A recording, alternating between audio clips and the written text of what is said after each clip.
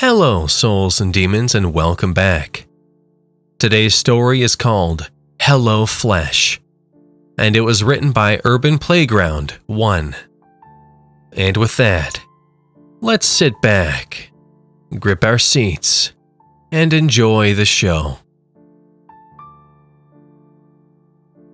Nothing like a half-knot arm wrapped in foil to make someone hunger for normality. It suffocates like heavy blankets. You go through it wanting more. When it's gone, you want it back, real bad, like a drowning man craves air. What am I going to do with this arm in my freezer? Well, it wasn't like my wife worked hard to hide it. Betty is a nice woman, but dealing with anything that has to do with packing items, she just, doesn't have the skills. You don't want to know how she packs her suitcases when we travel. Let's just say I can fit more items in her suitcase. At least 100 more. Well, not really 100, but a lot. I know. You want to know how I knew it was an arm. Well, it had fingers. Not 5. 2 were missing. The only clues I had to what happened to them was the deep bite marks in the arm. No, I didn't take the foil off. The arm was expertly wrapped, so there was no waste. It covered the arm and sunk into the bite marks. I'm no dentist, but they seemed to be about the size of Betty's mouth. Okay, not good. The things you learn about someone after 2 years of marriage. Or what you don't learn. Had she been eating folks all this time? Or was this a new exploration in cannibal cuisine? If she said, "You look so tasty, I just want to gobble you up," should I make sure a weapon is ready to be grabbed nearby? Or should I have kept my running shoes on? Is this something that should be handled in couples therapy? Doc, my wife likes to eat random body parts from strangers, raw. Okay, maybe not. I wonder if I should call the police or FBI. Oh yeah, that will be a fun discussion. Hun, I found a chewed up human arm in the freezer. Do you have something to tell me? More sugar. Sorry about that. I'm no lawyer, but I can guess finding body parts in one's freezer probably means that I need to find out what's going on, or I'll be part of the problem. Another thought hit me. What if she cuts off pieces and cooks them? Woo, that scenario won't work. Betty's idea of cooking is to grab a menu and start calling restaurants. I do the cooking around here. Real hot meals. Oh, and no human flesh. I'm going to have to deal with the carnivorous elephant in the room. My wife has killed or grabbed a body part from someone and brought it home. Yeah, it's family discussion time. Luckily, it's just me and her. Then again, I worried about her reaction. Yeah, good times. Not. I sighed and closed the freezer door, then turned and bumped into my cannibal wife. Think I might have squeaked. No, not like a tiny whiny mouse, more like a manly squeak. We need to talk, but first I need your help, Betty said, as the light from the fluorescent lights danced on her bloody, coppery red hair. How do cannibals have sex like one's business? Okay, I'm sorry about that. Kinda. Let me guess. You want that arm in the freezer? I asked. Then I cursed myself for not checking out her hands before asking. Too late now. Betty looked away, her brown eyes glancing at something in the kitchen, then back at me. Yeah. Something strange happened at Hopewell. Hopewell Bioresearch, the megacore that crouched several miles out of town. All I knew was that it did research on food and animals. Let me guess. That arm was grown in a lab? Please let it be so. Betty sighed. Not a good sign. When she sighed before telling me something, it was going to suck. I had a feeling it was black hole levels. Not even light or my hope would survive. She looked away from me again. Yeah, something happened at Hopewell. I waved my hands. Betty liked to spin a good yarn. I just wanted the facts. People eating madame. Just get to the point. After saying that, I realized, well, maybe I shouldn't be so abrupt to someone who has eaten human flesh. I tried to look at her mouth to see if her teeth were pointy, but she kept her mouth shut for now. Betty nodded. Yeah, basically, I found a group of people around a body lying on the floor. Someone gave me an arm. They said, try it. You won't believe the taste. Well, I didn't. You should have been there. That arm smelled so good. I just had to take a bite or more, she said, then looked at the floor. I'm surprised that no one in human resources or HR was there. I think eating coworkers creates a hostile environment. Did you guys get bored of cake and/or pizza? Betty's eyes narrowed, then she glanced at me, then back at the floor. Actually, there were two people from HR.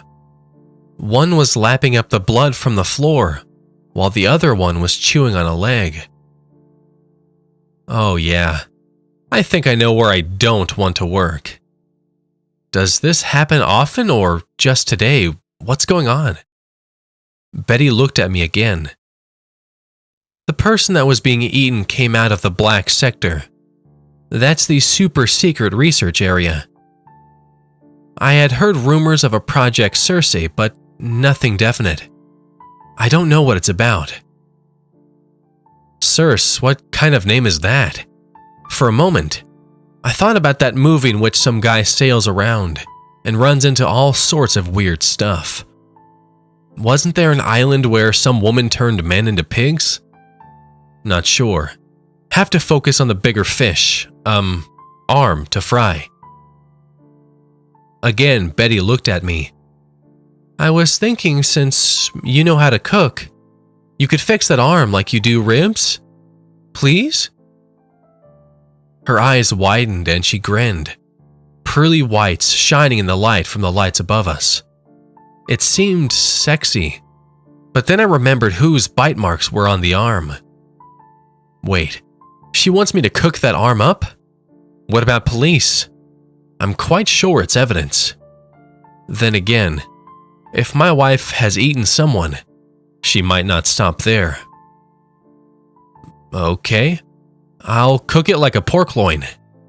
She smiled and hugged me. Afterwards, I made a note to defrost some non-human meat for myself. Maybe I should call the cops.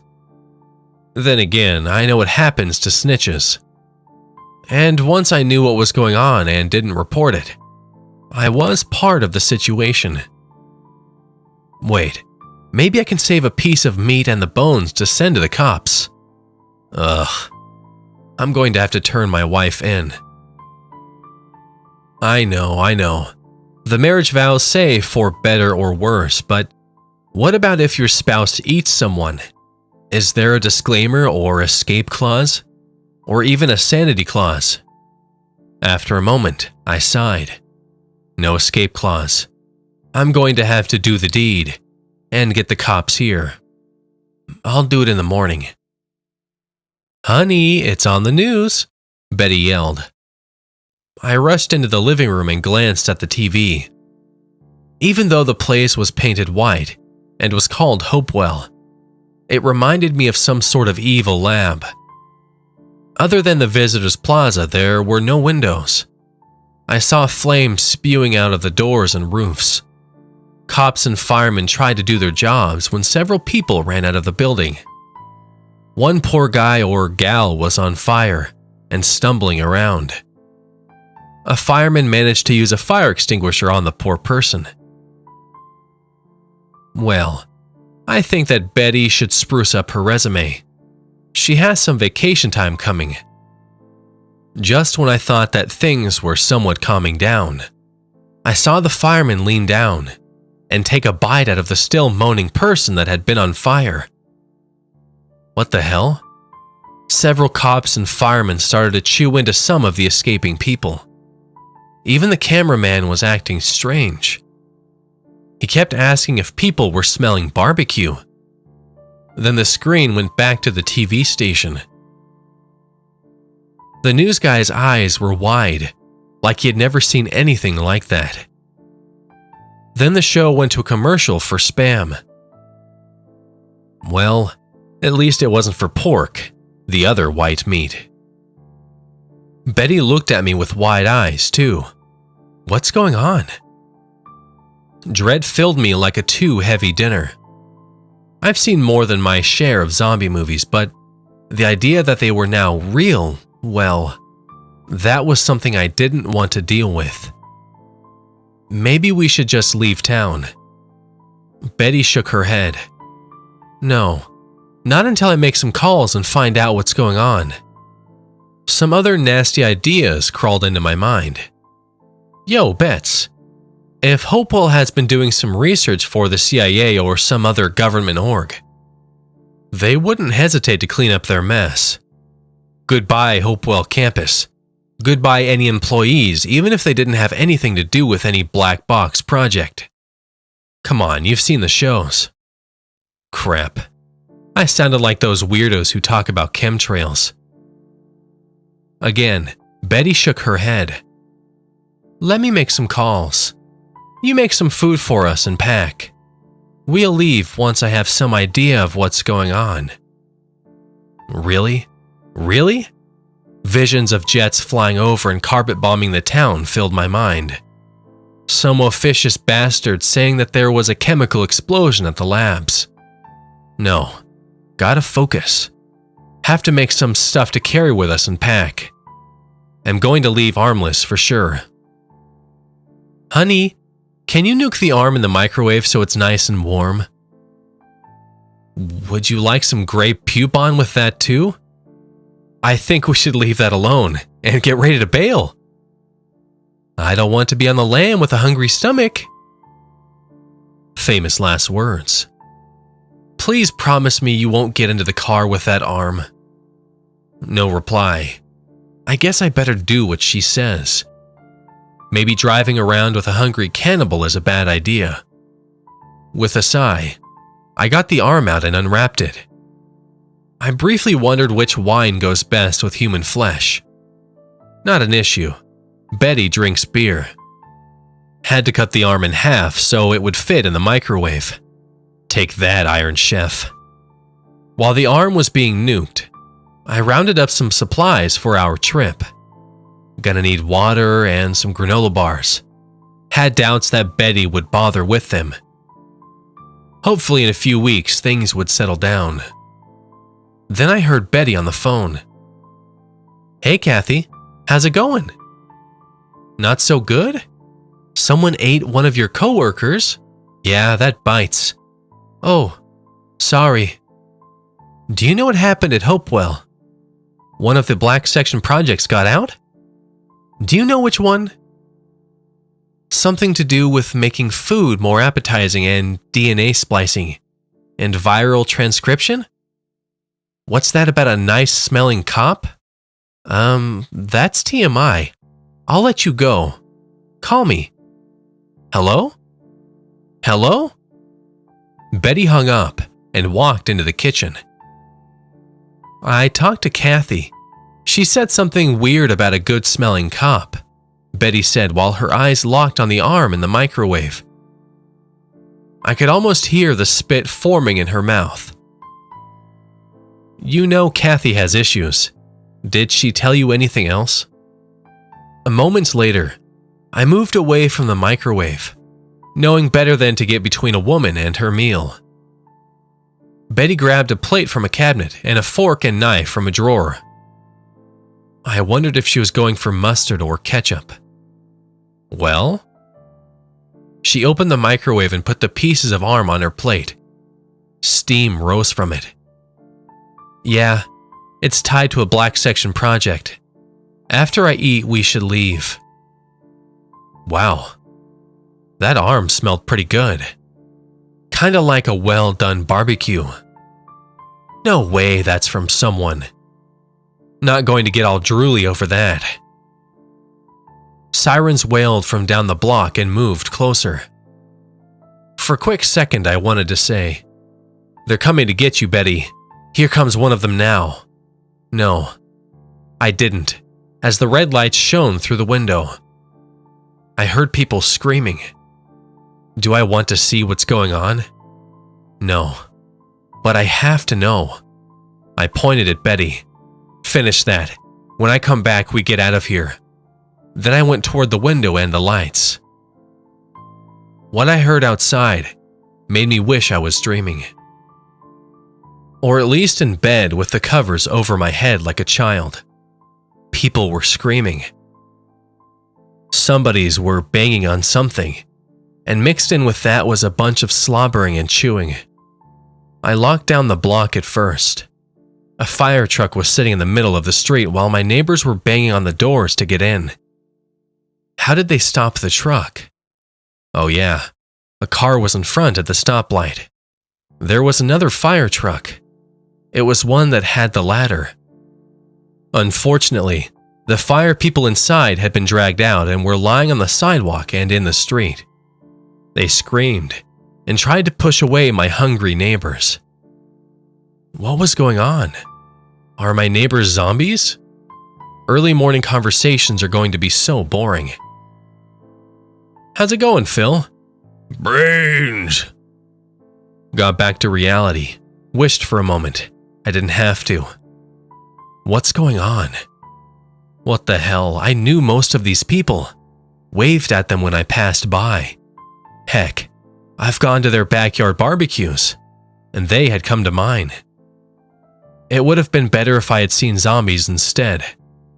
At least I can understand them.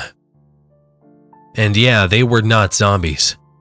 Nancy Boylan from across the street didn't have rotten flesh. I watched as she tore a strip of skin from a shrieking fireman. She looked normal, or as normal someone would look with a piece of skin in their bloody hands. She looked at me. "Hey Mike, what's up?" I almost wanted to reply, "My lunch," but I kept it down and quiet. "Nancy, what are you doing?" She turned her blue eyes to the bloody strip in her hand, then at the flailing fireman. "He smells so good. You want some?" Then she shoved the meat at me. After I saw her blood-smeared face, I put up my arms in protest. "Nah, I'm good. Ate a mailman earlier today." Her eyes narrowed. What? She's tearing someone to bits and now is angry at me? Then again, being a wise ass does have its downsides. Then her eyes whitened. She shook her head. "Funny. Do you want me to save you some? Maybe you could do one of your tasty marinades." Some guy who had been tearing at the still screaming fireman's neck whooped. "Marinade? Heck yeah. Some lime juice and herbs would be great. Got some apple wood in my garage. A barbecue would be awesome." Then the rest of my people-eating neighbors stopped to whisper, "Barbecue," like some sort of hopeful chant. Then they went back to their own business. "Roger, you have no manners," said Nancy, before she shoved the strip of flesh in her mouth.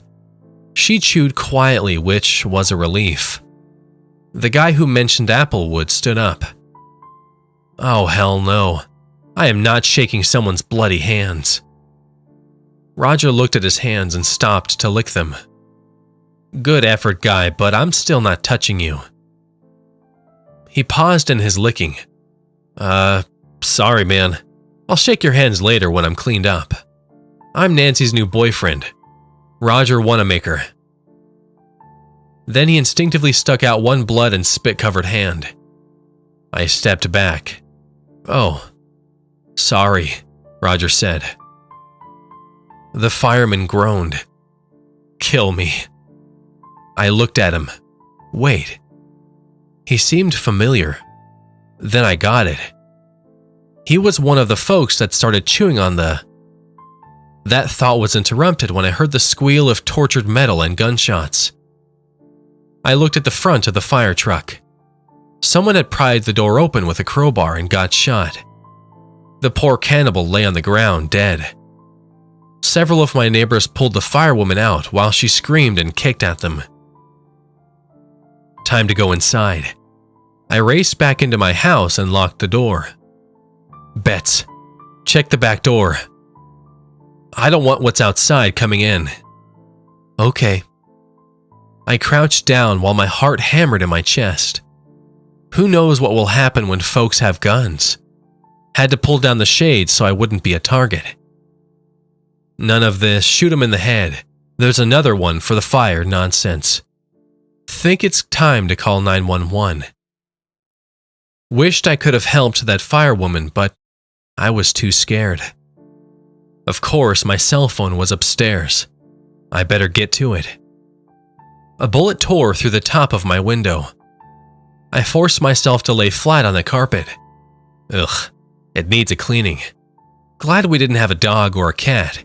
It would have been dead in seconds. After a few too long moments, I reached the stairs. No bullets smashed through the glass to get me. The trip to my bedroom was a cinch. What was going to be harder was coming up with something that would get more paramedics. Sorry. Another line from a zombie movie. After this, I probably will switch to watching family dramas. There were a few more screams. No, I'm not going to see what happened. Gotta get help. I stared at my phone. What am I going to say to the 911 dispatcher? Do I really need them? Yeah. Some firemen, fire personnel, got eaten by my neighbors. Maybe I should just get out of here. Gotta think about this. Somebody screwed up at Hopewell Bioresearch, and the cops and fire people were called. It didn't help that they started chewing on the employees. Then the first responders showed up here and became snacks for my neighbors. Is the pattern going to repeat with the cops I call in, feasting on my neighbors? Maybe I didn't know all of them that well, but I'm not sure I want to be responsible for their deaths. Maybe I should take the coward's way out and just get out before things get worse. Someone hooked up a sound system outside, and Michael Bolton was singing. That's what love is all about. Oh yeah, things have gotten worse. A cannibal block party. The property values are so going to tank here. Betty ran into the bedroom. Oh my God, Michael Bolton. Maybe they'll play Britney Spears, "Baby Eat Me One More Time." I just shot her some stink eye. She just shrugged. I tried to contact Kathy. All I got is her voicemail. I hope she's okay. Maybe we should leave real soon. I nodded. I'll pack, you check on the car, and the friendly neighborhood people eaters. Betty nodded and went downstairs. I got the suitcases and started packing. For a quick second, I thought about asking Betty if she finished her arm. Nah, I'll do that later. By the time I finished up, some non-cannibal songs were playing. I lugged the suitcases downstairs to the garage. Betty showed up a few moments later. My stomach growled. Damn, she smelled good, or it was whatever she ate. No, I don't want to think about it now. Betty frowned. Maybe you should eat something before we leave. I shook my head. I'll get something when we get out of here. This isn't ending well. Betty nodded and waited outside the car.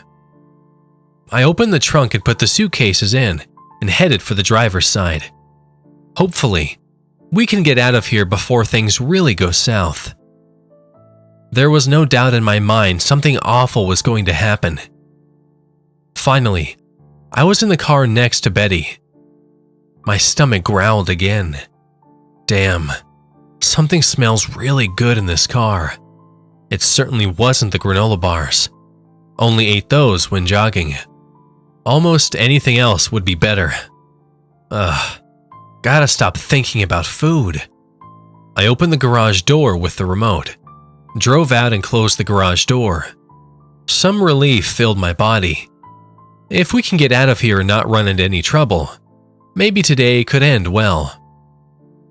Outside, it was like some sort of block party. Some of my neighbors had their grills going, while others either sat and chatted or brought other food from their homes. Really? For a moment, I wished I could join the fun, but I knew what the grilled meat was. The bodies of the fire personnel were probably discreetly hidden somewhere, or whatever was left of them. I sighed and drove down the block. A few folks waved. No one bothered to stop us. We drove away. The next hour or so was torture. It was like having takeout in my car, and the aroma was making me drool. I definitely needed to buy some snacks to take the edge off. Maybe some chips. No, that's not what I really want. I can't have what I really want. Well, not now. My stomach growled again. Damn, honey, you need something to eat. Here, have this. Betty offered a granola bar. Maybe I should have taken it. But all I could think of was just dust and ashes. Ugh, no. Betty must have gotten the memo because she looked at me and put the bar away. Are you okay? I'll feel better when we get to a hotel. Think I need a nap, I said. No, I wanted a piece. Maybe just a finger. Nah, they are like those chips. Can't eat just one. Whoa, that's my wife. I pushed those thoughts back. They came back like hungry dogs. No, more like starving dogs. All shiny fangs and spewing drool. Finally, we reached a motel. Dingy but not too shabby. A few cars were parked in the lot. Yeah, this would have to do. Needed time to push back these urges. Inside, there was a bored guy sitting at a desk. He put his magazine down and looked at us. One room for a night. I might stay longer, I said. Maybe I can get room service. For a moment, things seemed normal. Then the guy started sniffing. What the hell? Then he started looking at my wife like she was his favorite food. She's mine. Get your meal elsewhere. A strange thought entered my mind. Maybe there was enough to share. Maybe he could help me subdue her. No way. No stranger was going to chew on my wife. I'm not going to help him. Betty noticed his gaze and shot him some stink eye. I was surprised when he flinched. The guy gave me the key. Room 201. It's upstairs. He licked his lips as we left. I nodded and got the key. Was still freaking hungry. We left the office. You know, I like the male gaze like any other red-blooded woman, but that was just so creepy. I thought the bad old wolf was looking at me and licking its chops, Betty said, while disgust crossed her face. Chops, no. Betty back ribs, heck yeah. What? I'm so hungry. Why? I didn't eat the arm. Well, I haven't had anything since lunch. But I've waited longer between meals, and never was this hungry. What's going on? Have to get to the bathroom and lock myself in. We reached the small, dingy room. Betty frowned. Well, at least there's a TV. I nodded and rushed to the bathroom. Gotta stay away from her until I stop these urges. You okay in there? Betty asked. Yeah, I think I'll wash up a bit, then take a nap. Do you want room service if they have it? Nah, the food's here. All I have to do is eat. No, I'm not eating my wife. There are laws against that in most states. Definitely grounds for divorce. My stomach growled again. It sounded like a police dog. How was I going to do this? Betty would not go gently into that good night, or my stomach. Howling at her to get in my belly might make her laugh. No, fear would cross her face, and she would fight. Wait, why am I considering this? How did I get this way? Hungry. How was I going to feed? Maybe I could say I'll just give her a hug, and then chew her throat out. No! Betty has been my wife and friend for years. Can't do that. Hungry. Hungry. Hungry. Spit leaked from my lips and dripped into the sink. It even washed off some of the grime. Nothing like quality accommodations. Yeah, I know what I'm going to do. I'll give her a good hug before she goes. A woman and friend of good taste deserves that much. My stomach growled as I managed to swallow more spit. I smiled as I left the bathroom.